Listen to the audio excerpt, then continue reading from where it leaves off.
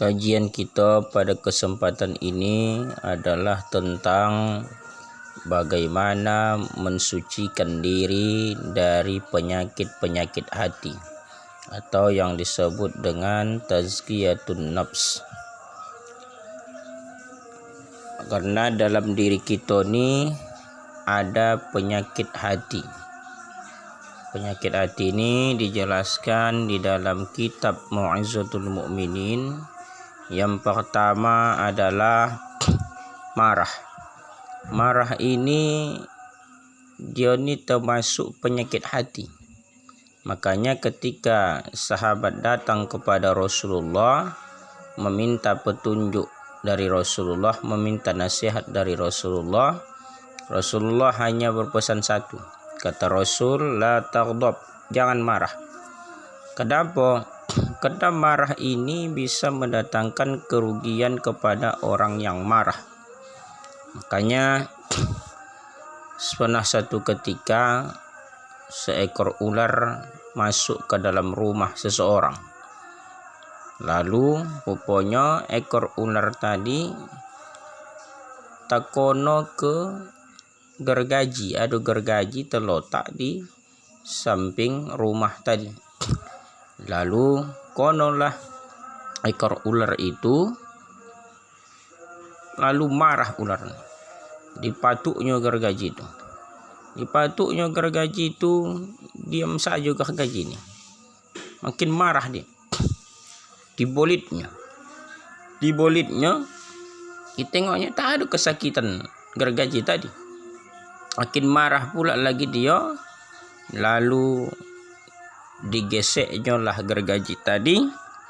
Maka ketika digeseknya gergaji itu berdarahlah badannya, tergeseklah badannya, lukalah badannya sehingga ular itu mati. Makanya marah ini tak bagus dipelihara dalam hidup kita. Kemudian yang kedua, penyakit hati ini adalah suuzon, buruk sangka. Buruk sangka ini tentunya akan memakan amalan-amal ibadah yang pernah kita lakukan. Kadang-kadang kita buruk sangka kepada orang yang berbuat kebaikan. Eloknya dibuat kawan tu, tapi tak elok pula menurut awak. Pergi orang bermajlis ta'lim, pergi orang mendongahkan pengajian, datang awak dianggap alah sok mantapnya dia ni. Ini tak boleh ni. Alah, pergi orang rajin orang ke masjid, dianggap pula dia hendak jadi PKM. Ini tak bisa. Kenapa? Karena ketika kita berburuk sangka kepada orang lain, maka pahala amal ibadah yang kita lakukan selama ini menjadi sia-sia di hadapan Allah Subhanahu wa taala. Kemudian yang ketiga, penyakit hati adalah riya ataupun pamer. Masalah pamer atau tidaknya seseorang itu nan tahu adalah dia dengan Allah Subhanahu wa taala. Itu tak bisa mencap orang riya atau tidak. Kenapa begitu? Dikarenakan masalah riya ini adalah hati orangnya, kemudian yang pandai menilainya, yang tahu dia riya atau tidak adalah Allah Subhanahu wa taala. Kita tak punya tempat untuk menjustis seseorang berbuat riya atau tidak.